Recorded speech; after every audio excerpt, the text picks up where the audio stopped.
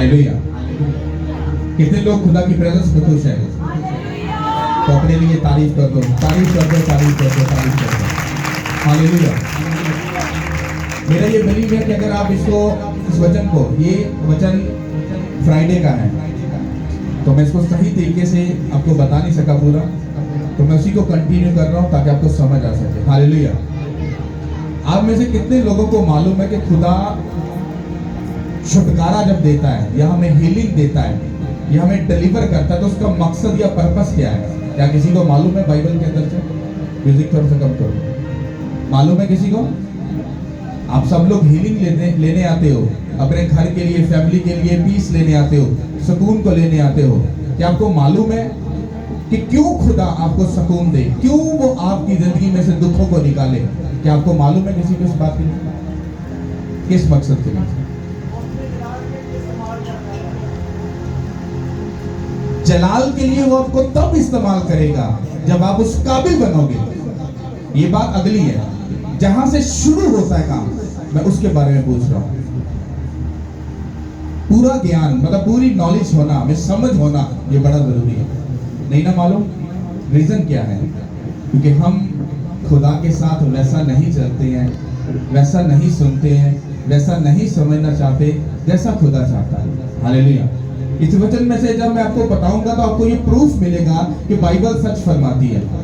Bible में अगर एक भी वर्ड अगर लिखा है ना, एक नुक्ता भी, अगर एक छोटा सा डॉट भी अगर लिखा हुआ है बाइबल के अंदर, तो उसका भी कुछ ना कुछ पर्पस और मकसद है। हालेलुया।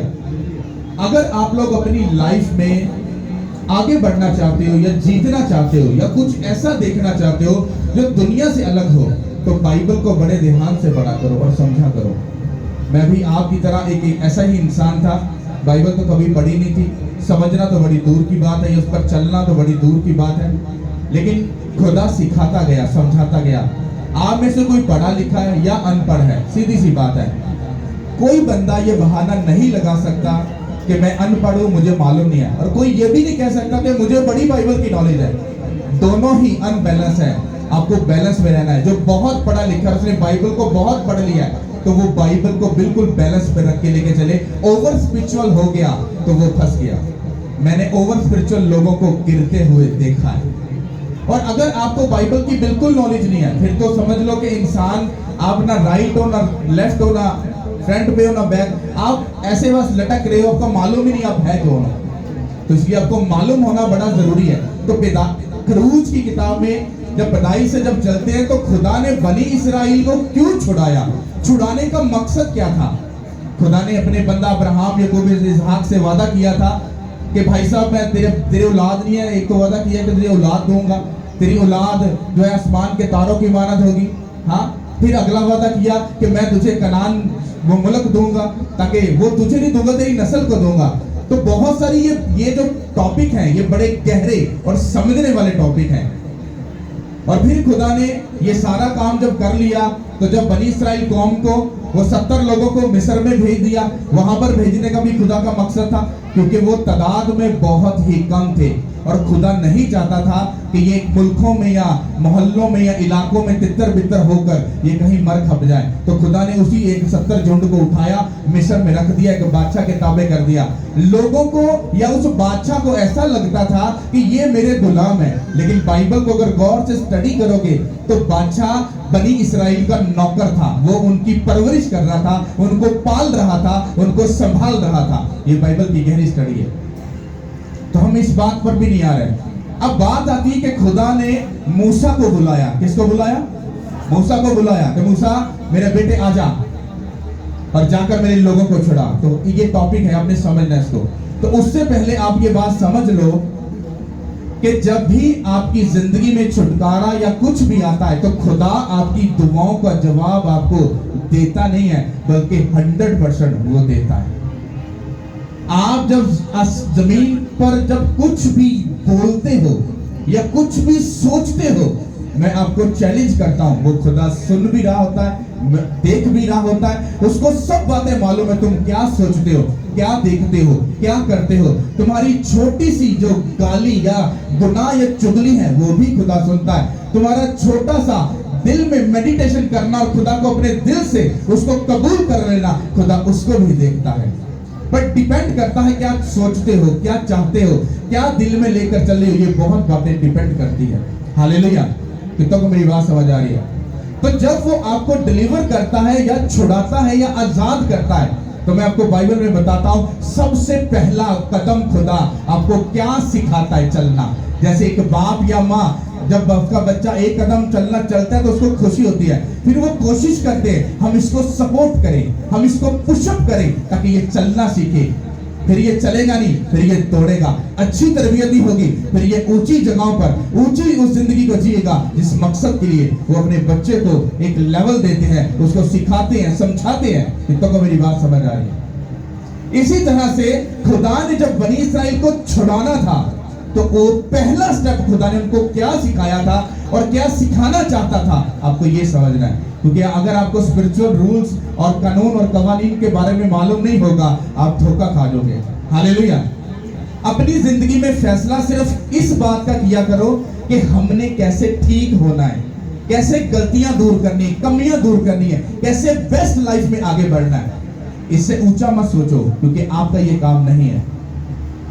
मैंने क्या सोचना है? मैंने ये सोचना है कि मैंने खुदा के काम को कैसे करना है।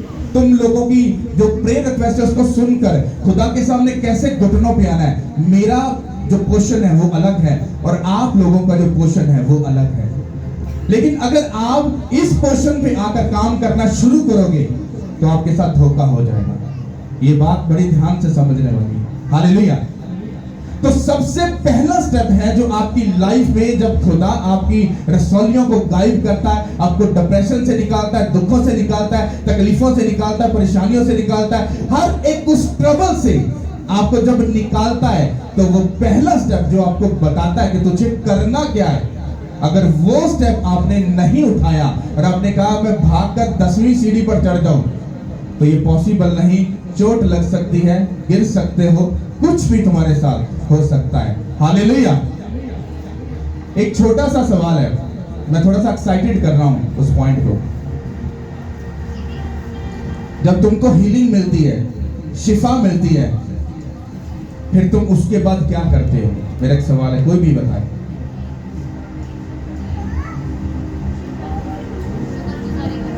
बहन ने का खुशी मनाते हैं, आप शुक्रगुजारी करते हैं।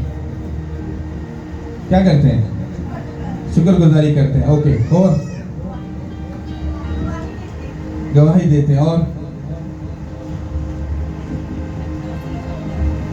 मैं कहूंगा मुझे बेटा पानी पिला दो, तो पानी दे दिया, ये मैंने पी लिया, थैंक यू, शुक्रिया, तो बात खत्म हो गई। ये तो खत्म हो गई ना बात, खत्म, टाटा बाय बाय, सब कुछ फिनिश। आगे कुछ क्या क्या है? आगे क्या है?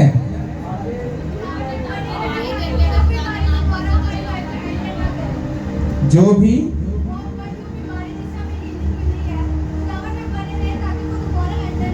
दोबारा एंटर ना करें, थोड़े से पास पास हो, एग्जैक्टली पहुंचे नहीं हो, बना रहे, तो इतने पास नहीं हो, थोड़ा सा उनसे दूर हो। आप बताओ।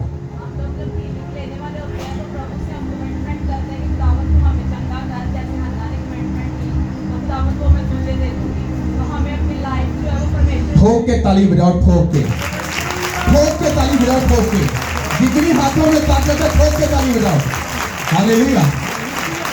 आ जाओ, वचन में चलते हैं और इसको समझते हैं। प्लीज पढ़िएगा। हालेलुया। खुदावंद के पाक कलाम में से खरूज की किताब, ये बाइबल मुकद्दस की दूसरी किताब है पैदाइश के बाद। इसका 3 बाब 11 से 12 ये आता है।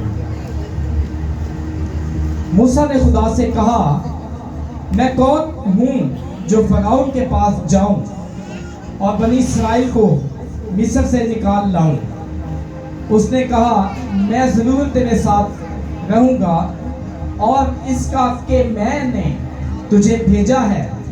तेरे लिए ये निशान होगा कि जब तू उन लोगों को मिस्र से निकाल लाएगा तो तुम इस पहाड़ पर खुदा की इबादत करोगे। सब बोलो आमीन। ध्यान से सुनो। खुदा ने मूसा को बुलाया कि मेरे बेटे आजा। स्टोरी सारी पता है, मैं अपने तरीके से एक्सप्लेन कर रहा हूं। उसने बुलाया, उसने कहा मूसा, उसने कहा मालिक मैं हाजिर हूं। उसने कहा देख, मैंने अपने लोगों की तकलीफ को, ट्रबल को, दुखों को, रसौलियों को, कैंसर को, शैतान को, ट्रबल को, शर्मिंदगियों को, सब चीजों को मैंने सुना है। आजा और जा और मेरे लोगों को क्या कर, छुड़ा, उनको आजाद कर और मिस्र की उस ट्रबल से, दुखों से निकाल कर बाहर ले आ। तो मूसा आगे से बोलता है, खुदावंद मैं कौन हूं जो मैं जाकर तेरे लोगों को छुड़ा कर ले आऊं। तो खुदा फरमाते हैं, लिखा है, उसने कहा मैं जरूर तेरे साथ रहूंगा। क्या कहा उसने? मैं जरूर तेरे साथ रहूंगा। अब कंडीशन देखो, कलीसिया प्रॉब्लम में है, दुखों में है, तकलीफ में है, तो उनकी टर्म एंड कंडीशन अलग है। भेज किसको रहा है? एक मैन ऑफ गॉड को। जब एक मैन ऑफ गॉड को चुना जाता है तो उसमें और कलीसिया में जमीन आसमान का फर्क होता है। तो खुदा कहता है जरूर है कि मैं तेरे साथ हूं। क्यों? क्योंकि मैं तुझे भेज रहा हूं, जा और मेरे लोगों को क्या कर, छुड़ा ला। और आगे जो सबसे जो अहम बात लिखी है वो क्या लिखा है? उसने कहा मैं जरूर तेरे साथ होऊंगा और इसका कि मैंने तुझे भेजा है तेरे लिए ये निशान होगा कि जब तू उन लोगों को मिस्र से निकाल लाएगा तो तुम इस पहाड़ पर खुदा की क्या करोगे? इबादत करोगे। सुनो, मूसा कहां पे था? उस पहाड़ पर, उस प्रेजेंस पर, उस हजूरी पे, उस जगह पर जो वहां पर खुदा ने उसको अपने पास अपना चिन्ह दिखाकर अपने पास बुला लिया था। जब आपको किसी ब्लेस्ड चर्च के बारे में मालूम होता है, जब आप आते हो तो खुदावन आपको यूं नहीं लेके आता, खुदा आपको इसलिए लेके आता है क्योंकि वो आपको छुड़ाना चाहता है। हालेलुया। खुदा ने मूसा को बुलाया, उसको इंस्ट्रक्शन दी, कहता कि जा मेरे लोगों को क्या कर, छुड़ा। और कहता देख मैं तुझे एक निशान देता हूं। कहता जब तू उनको मिस्र से निकाल लाएगा तो कहता ये एक निशानी होगी कि तुम इसी जगह पर मेरी क्या करोगे? इबादत करोगे। क्या करोगे? इसका मतलब क्या हुआ कि जब खुदा आपको जिस जगह पर लेके जाता है, आपके समझ ले कि पांव का छोटा सा नाखून का दर्द भी अगर ठीक हो गया, ये तुम्हारी कॉमन सेंस इस्तेमाल होनी चाहिए, तुम्हें मालूम होना चाहिए कि खुदा ने हमें यहाँ पर क्या किया है? हील किया है, चंगा किया है, डिलीवर किया है। उसने कहा जब तुम मिस्र के लोगों को 400 साल की गुलामी से, रसौलियों से, बदरूहों से, शैतान से, ट्रबल से, शर्मिंदगी से तुम निकाल लाएगा तो कहता निशानी क्या होगी? तुम इसी जगह पर उसकी क्या करोगे? इबादत करोगे।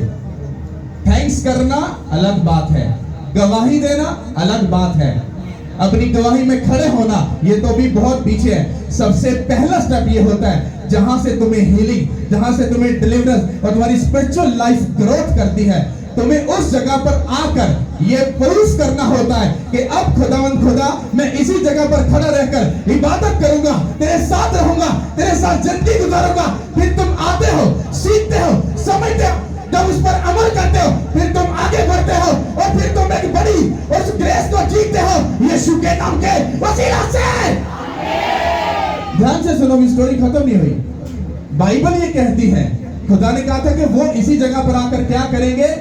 इबादत करेंगे।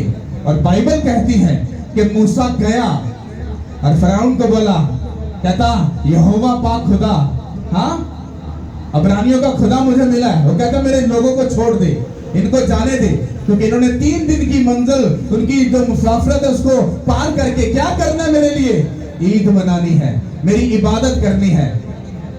जब आप आते हो तो खुदा आपके 400 साल की ट्रबल और शर्मिंदगी को जानता है और खुदा भी हमें ये बोलता है इनको बोलो जब तुम डिलीवर हो जाओगे, आजाद हो जाओगे, तुम्हें उसी जगह पर आकर उसकी इबादत करनी है, उसके नाम को ऊंचा करना है। और ये बात याद रखनी है कि जिंदा खुदा ने तुम्हें गुलामी से निकाला, ट्रबल से, शर्मिंदगी से निकाला। अब खड़े और अड़े रहो, उसके नाम को ऊंचा करो ताकि वो जाने कि ये मेरे बेटे और बेटियां हैं यीशु के नाम के वसीला से। हालेलुया। और जब मिस्र के बादशाह ने ये बात सुनने से कहा कि भाग जाओ, मैं इनको नहीं जाने दूंगा। ये एक अलग स्टोरी है, ये एक अलग टॉपिक है। लेकिन बाइबल कहती है कि जब वो छुड़ाए गए, जब वो आजाद किए गए और उनके सामने खुदा ने उनको मिरेकल दिखाई। आप भी जब चर्च में आते हो, पहले आप चिन्ह और चमत्कारों को देखते हो, आप प्रूफ लेते हो, देन उसके बाद तुम आगे बढ़ते हो और खुदा इंसान की नेचर को जानता है। हालेलुया। मूसा को तो मालूम था मुझे खुदा ने चुना है, मुझे निकालने के लिए भेजा है, वो तो कंफर्म था। लेकिन कलीसिया प्रूफ मांग रही थी, कौन है तू, तुझे नहीं मिला। उसे लाठी फेंकी, वो सांप बन गई। हाँ, लग रहा प्रूफ, कितनों को समझ आई। और जब वो निकल कर आए, समंदर को चीर दिया, चट्टान को चीर कर पानी पैदा कर दिया, बियाबान में मौत, डेजर्ट के उस वादी के अंदर अपने लोगों को शेर कर दिया। बजाय उसकी इबादत करने के, वो अपनी पुरानी गुलामी की रविशों को भूल नहीं पाए और भागे पीछे को। और बाइबल कहती है वो चुने गए थे, वो छुड़ाए इसीलिए गए थे ताकि खुदा के नाम को ऊंचा करते, उसकी इबादत करते, उसकी प्रेस्टिज करते, उसकी मदासराई करते। लेकिन जैसे ही मेंटर ऊपर ब्लेसिंग लेने गया, नीचे उन्होंने बछड़ा बनाकर क्या किया, धज्जियां उड़ा दी सब ब्लेसिंग की। कितनों को मेरी बात समझ आई। तो पहला स्टेप भाई साहब, मेरी बहन, क्या बनता है कि जब आप उसकी प्रेजेंस में आते हो तो 100% आप में से एक भी ऐसा जन नहीं है जिसकी जिंदगी में खुदा ने काम नहीं किया। काम 100% किया है। अब वो कहता है कि मुझे कहता है तेरे लिए निशानी होगी। कहता है ये लोग उसी जगह पर आकर मेरी क्या करेंगे, इबादत करेंगे। पहला स्टेप ये है कि आप उसकी तरफ आते हो, अपनी लाइफ उसको डेडिकेट करते हो, देन तुम्हारी लाइफ नेक्स्ट लेवल में जाती है। तुम आजाद होते हो, रसौलियां गायब होती है, बांझ ब्लेस होती है, डिप्रेशन जाता है, कैंसर जाता है, ट्यूमर जाता है, हर एक प्रॉब्लम तुम्हारी लाइफ को छोड़कर चली जाती है। रीजन क्या, जब तुम खुदा के साथ उसके नाम को ऊंचा करते हो। इसीलिए खुदा ने छुड़ाने से पहले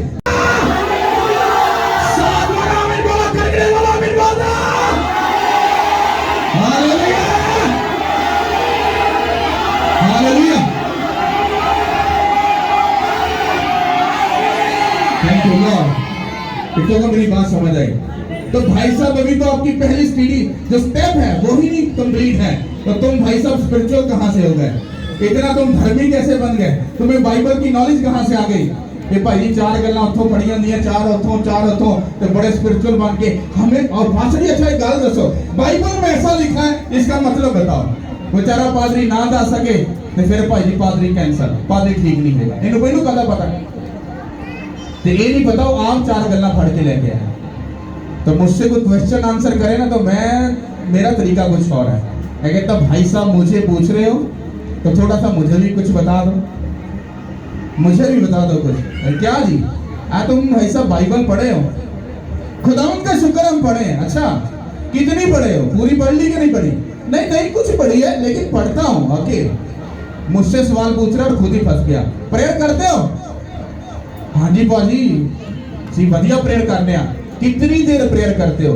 नहीं सुबह शाम सोने तो पहले। मैंने कहा मैंने पूछा है कितना टाइम प्रे करते हो, पॉइंट और बात को समझो, मुझे बातों में मत फंसाओ। बताओ प्रेयर कितनी देर करते हो? 10 मिनट या 10 घंटे?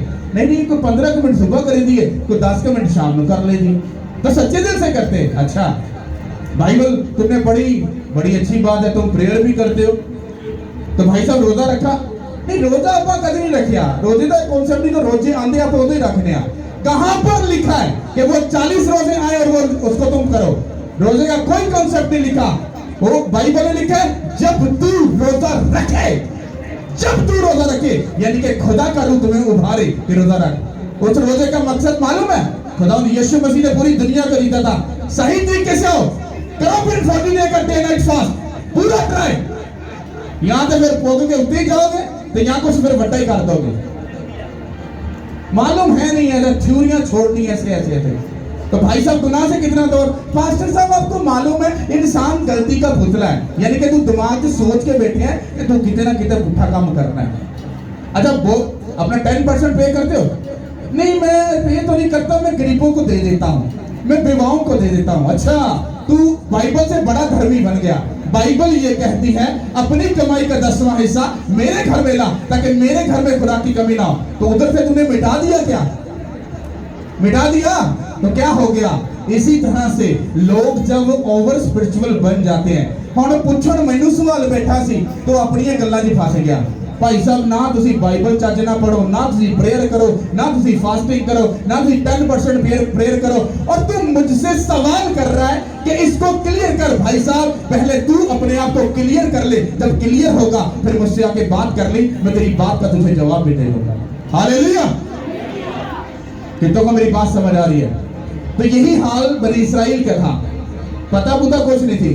एक बात याद रखना, जिस दिन तुम खुदा की प्रेजेंस में एग्जैक्टली चलते हो, मैं बाइबल से दावा करके प्रूफ दे सकता हूं, तुम्हें गिराने के लिए शैतान नहीं आता, अदर पर्सन से लोग आते हैं और घुस जाते हैं बीच में, और तुम्हें फिर वो क्या करते हैं? उभारते हैं उल्टा काम करने के लिए। मैं गिर के आया हूं, चर्च चलाने के बाद मेरे सज्जे खब्बे खलोते पूरे, पास्टर जी वैसे ऐसा कर ले तो अच्छा है, अच्छा ना करोगे तो लोग रुस जाएंगे। अच्छा, और जेन जी कीता तो भाई जी खुदा भी रुस गया, और लोग तो वैसे ही होने दसी वो भी रुस गए, कहते स्यापा पै गया गल मान के। फिर मैंने अपनी लाइफ में डिसाइड किया था किसी की सुनना नहीं है, खुदा की सिर्फ सुनना। हालेलुया! और जिस दिन तुम खुदा की सिर्फ सुनना शुरू कर दोगे तो भाई साहब डिलीवरेंस के बाद उद्दन पटोला बाणी करी कंधा से एकदम ही बचोगे। उसकी प्रेजेंस, उसके पहाड़ के नीचे आकर उसके कदमों में आ जाओगे और उसकी इबादत करोगे, और वो तुम्हें ऊंचा करेगा, ब्लेस करेगा, आगे लेके जाएगा, तुम जीतोगे और जाओगे आगे यीशु के नाम के वसीले से। तो वो स्पिरिचुअल नहीं बनना, यह हमें मालूम है। तुम्हें मालूम होता तुम नीचे नहीं, तुम यहां पे बैठे होते।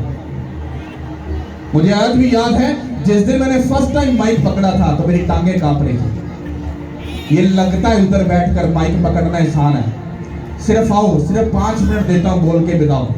2 मिनट बोलोगे तुम्हारी बातें भी बंद हो जाएगी, तुम्हारी बोलती भी बंद हो जाएगी, तो उसके बाद कुछ नहीं बोल पाओगे। क्यों? क्योंकि ये उसकी प्रेजेंस है। हमें अपने आप को खाकसर किया है, उसको दे दिया है और जीरो कर दिया है, इसीलिए वो हमें अपना माइक बनाकर यूज करता है। हालेलुया! हालेलुया! तो आपका पहला स्टेप क्या है कि जब आप अपनी बीमारियों से, दुखों से, तकलीफों से निकलते हो, तो आपका पहला स्टेप है उसकी प्रेजेंस में बने और खड़े रहना, वरना बुत बनाने में, बछड़ा बनाने में, उसे पूजने में और गुनाह करने में तुम्हें टाइम नहीं लगेगा। ये बाइबल कहती है। हालेलुया! हालेलुया! हालेलुया! जिन्होंने बछड़ा बनाया सी ना, उन्होंने कुछ ही देर पहले समंदर में 2 हिस्से होंगे देखा सी। हालेलुया! तुम्हारी आंखों के सामने राइट नाउ कैंसर वाले को कमांड कीजिए उसका कैंसर भाग जाए, रसौलियां गायब हो जाए। तुम्हारी आंखों के सामने इतना बड़ा मिरेकल हो गया, अभी भी तुम चेक कर रहे हो। हाँ, कुछ मिस्टेक लग रही है, मुझे लग रहा है कुछ ठीक नहीं है। फिर बड़ा कौन हो गया? कौन बड़ा हुआ? पास्टर के बिलीवर? हाँ, जो जजमेंट कर रहे हैं। हालेलुया! अपनी जिंदगी को जितना सादा और जितना हल्का रखोगे आगे बढ़ जाओगे, और जितना ज्यादा प्रेशर लगाओगे खत्म हो जाओगे। ये बात याद रखना। हालेलुया! तो तुम्हारी जिंदगी का एक बड़ा मकसद है, सबसे पहले उस जगह को, उस पहाड़ को, उस प्रेजेंस को जहां से तुम्हें हीलिंग मिली है पहचानो, और फिर ढीठ बनकर खड़े रहो। God time is a best time. Hallelujah! क्योंकि जो हमें नजर आता है, बाइबल कहती जो चीजें नहीं है उनके हक में, उनके बारे में कहो कि वो है। हालेलुया! हालेलुया! स्पिरिचुअल दुनिया में बहुत हलचल है, बहुत हलचल है। मेरी ये दुआ है, खुदा काश चाहे सिर्फ तो 2-4 सेकंड के लिए ही तुम्हारी स्पिरिचुअल आइज ओपन करें, तुम हेवनली सिस्टम को देख पाओ, तुम्हारी जो अंतड़ियां है ना वो भी कांप जाएंगी, और तुम कभी भी बिना इबादत किए कहीं भी नहीं जाओगे। सिर्फ 2-4 सेकंड, मिनट नहीं कह रहा, सेकंड, बस उसको, उसकी आवाज को तुम सुन लो, तुम्हारी लाइफ जो है वो अंदर से हिल जाएगी। तुम्हें जब शैतान और भूत और तुम्हें ऐसे कूदते हुए तुम्हारे इर्द गिर्द नजर आएंगे ना, तुम्हें तुम्हारी सोचों में भी नजर आएगा, यहाँ पे गाली निकाली तो भूत घुस जाएगा अंदर, यहाँ पे गलत काम किया तो शैतान पकड़ लेगा, और तुम पूरे चौकस होकर पूरे ऐसे ऐसे एक्टिव रहकर रहोगे। लब्रे से रासतो यशतो, गली में जा रहे हो, लब्रे से रासता, holy ghost fire, holy ghost fire, रोटी खा रहे हो, सो रहे हो, कहीं भी जा रहे हो, लेबे से रसता यशतो, क्योंकि तुम्हें मालूम है मेरे दाएं बाएं शैतान घूम रहा है मुझको गिराने के लिए, मुझे डाउन करने के लिए। लेकिन अगर तुम अदर प्रेयर कर रहे हो, उस अदर टंग में लब्रे से यशतो, शैतान को मालूम पड़ जाएगा ये जाएगा पहाड़ के नीचे और करेगा इबादत, मैं इसको कभी ना गिराने दूंगा। Hallelujah, hallelujah.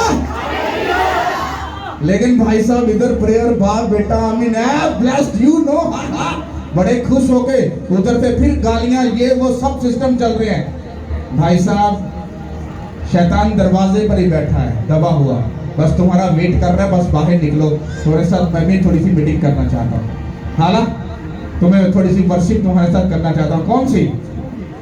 थोड़ा सा चेक तो करो भाई को, ऐसे निकलना है, फिर आगे जो लगना फिर वो उसकी वर्शिप है। हालेलुया, कितनों को समझ आ रही है? तो तुम्हारा पहला स्टेप क्या है? गवाही तो बड़ी दूर है, चलना रहना ये शुक्रगुजारी ये सब अलग है। और भाई साहब पहले खड़े तो हो जाओ, खड़े होकर उस जिंदा खुदा को प्रूफ दो, मैं बछड़ा बनाने के लिए, शैतान बनने के लिए नहीं जा रहा, मैं तेरे पहाड़ की तरफ वापस आ रहा हूं, तेरे पहाड़ की तरफ जहां तूने हमें बुलाया है कि तुम्हारे लिए एक ऐसा निशान होगा कि तुम इसी जगह पर आकर मेरी क्या करोगे। तो भाई साहब टेस्टिमनी के बाद तुम्हारा ये हक बनता है, फास्टिंग में जाओ, प्रेयर में जाओ और खुदा के विजन के साथ जुड़ जाओ और देखो खुदा फिर अपने कामों को पूरा करता। उन लोगों को खुदा ने एक बड़े मकसद के लिए चुना था और वही खुदा के लिए सरदर्द बन गए, बने थे कि नहीं?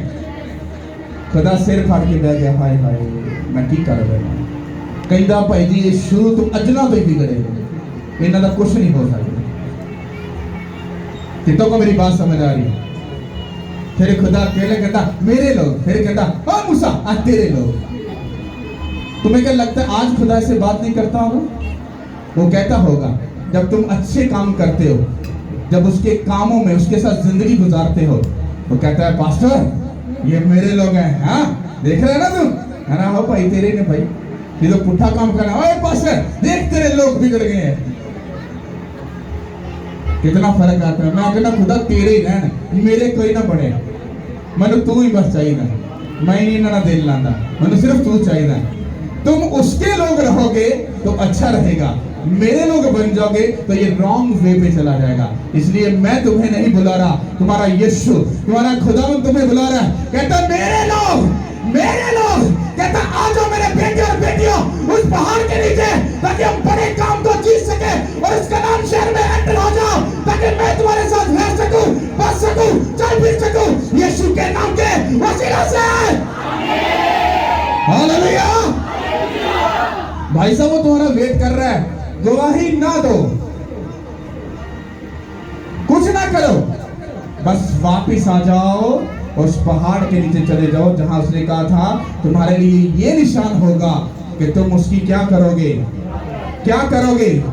वो 400 साल की गुलामी के बाद निकले थे और खुदा ये चाहता था कि अब ये गुलामी के पैटर्न को छोड़कर इबादत की तरफ आए।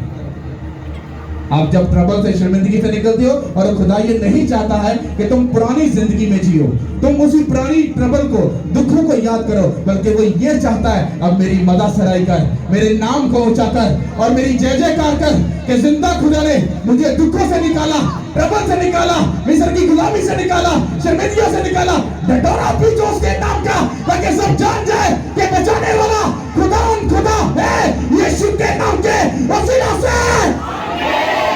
हालेलुया।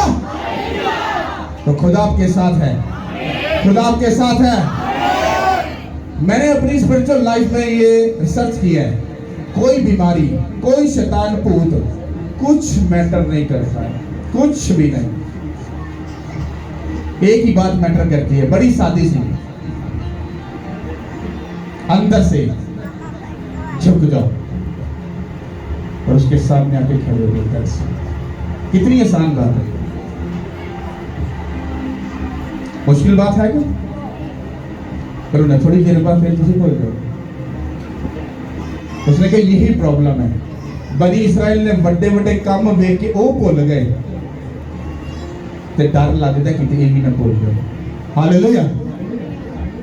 खुदा का काम करना अगर आसान होता ना, मैं भी कहना हाँ मोजा ही बढ़िया है, पादरी को इज्जत ही बड़ी मिलती है। एक बाद जब बड़ा पादरी को बेइज्जती भी बड़ी मिलती है, लोग बहुत बातें करते हैं।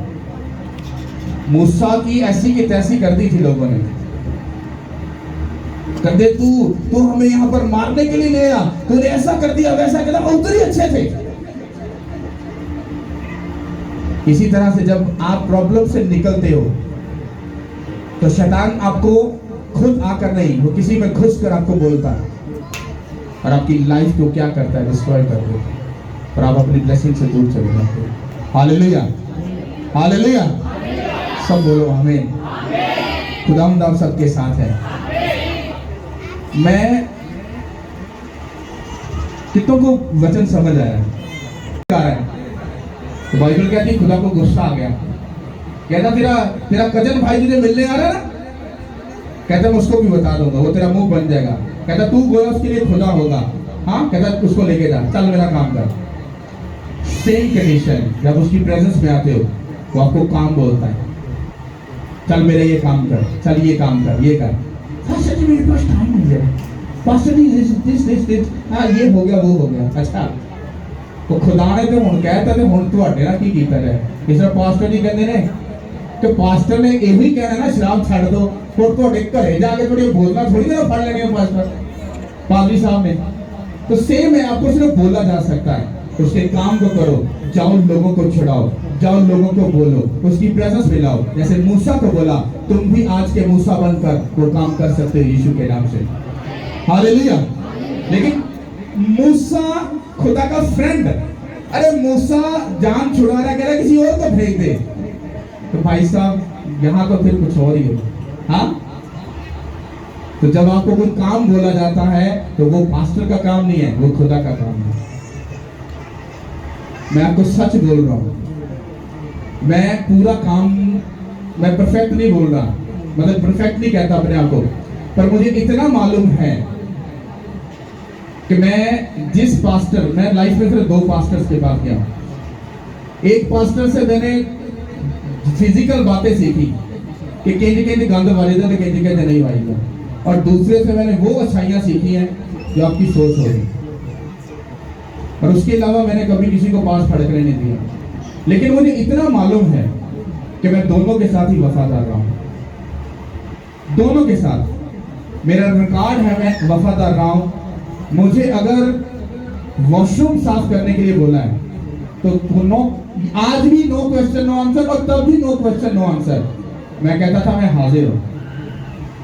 तो मुझे ये बात मालूम है, बिना खुदावंद के काम को किए और बिना अपने मेंटर को खुश किए तुम कभी ब्लेसिंग का पार्टीशन नहीं कर सकते। ये मेरा चैलेंज है, क्योंकि मुझे मालूम है, और मैंने ब्लेसिंग ली नहीं है, मैंने ब्लेसिंग को छीना है अपने अमलों और कर्मों के ऊपर, क्योंकि खुदा ने मुझे ऐसा ही बनाया है। हालेलुया। कितनों को मेरी बात समझ आ रही है? हालेलुया। तो आप लोग ये बात याद रखो, बिना अमल के और बिना कर्म के कुछ किए आप कुछ भी नहीं कर सकते। कुछ हीलिंग्स मिलती है आपको खुदा के काम करने से, कुछ हीलिंग मिलती है बोने से, कुछ हीलिंग्स मिलती है प्रेयर, फास्टिंग और इस पैटर्न को फॉलो करने से। लेकिन ये पैटर्न सबसे ऊपर है। आपको दोनों कंडीशन में इसको तो करना ही पड़ता है, लेकिन साथ में आपको फिजिकल सेवा भी और खुदा की खिदमत भी करनी पड़ती है, ताकि जितना आप खुदा में मसरूर रहोगे तो वो वचन पूरा हो जाएगा कि तू मुझ में मसरूर रह और मैं तेरे दिल की मुरादों को। क्योंकि प्रेयर तो कर ली, फास्टिंग भी कर ली, सारा टाइम तो अच्छा गुजार लिया, लेकिन थोड़ा सा टाइम जो बचा वो तुमने अपने रिश्तेदार के साथ, अपने दोस्त के साथ जैसे स्पेंड किया, वो तुम्हारा पूरा जो टाइम और तुम्हारी जिंदगी स्पेल हो जाएगी। उसका असर तुम्हारी जिंदगी में ट्रांसफर हो जाएगा। फिर तुम्हारी खुदा में की गई मेहनत क्या होगी, बेफायदा हो जाएगी। लेकिन अगर तुम अपने आप को प्रोटेक्ट नहीं रखोगे चारों तरफ से, क्यों मैं बाहर नहीं जाता, लोगों में ज्यादा नहीं जाता, मैं सिर्फ अपनी टीम के लोगों के साथ रहना पसंद करता हूँ। रीजन क्या है? क्योंकि मुझे उनके बारे में मालूम है, लेकिन मुझे अदर पर्सन के बारे में मालूम नहीं है कि वो कितना खुदा के साथ चलता और कितना नहीं चलता। अगर मैं आम बंदे के साथ जो जेन्युइन स्पिरिचुअल नहीं है, अगर मैं उसके साथ टाइम स्पेंड करूंगा ऐसे फजूल में, तो उसका स्पेल जो है मेरी लाइफ में काम करना शुरू हो जाएगा और मैं अपने एम से, अपने टास्क से मैं क्या हो जाऊंगा, मैं हट जाऊंगा। और ये बात आपको ध्यान रखनी है। हालेलुया। मिस्र की गुलामी में रहते थे, वो रोज कोड़े लगाते थे, बड़े अच्छे खुश रहते थे। थोड़े जे आजाद हुए, ऐ शराबा दे मैं चलती पई है, नाल ही अपनी मर्जी करके बछड़ा ही बना लेता। तो बाहर आजादी में आके जो गुनाह किया, उन्होंने उनकी वो खा गया शैतान उनको। लेकिन वहां पर रहकर जो गुलामी फेस कर रहे थे, जो ट्रबल से फेस कर रहे थे, वो उनको नहीं खा पाई। लेकिन अपनी मर्जी और अपनी चालाकी से जो कुछ किया, उससे शैतान उनकी लाइफ को खा गया। जब आप एक नॉर्मल लाइफ में आ जाते हो तो आप दाऊद की तरह फिर गलत देखते हो और फिर गलत करते भी हो। किसको को मेरी बात समझ आ रही? हाथों को उठाओ और तारीफ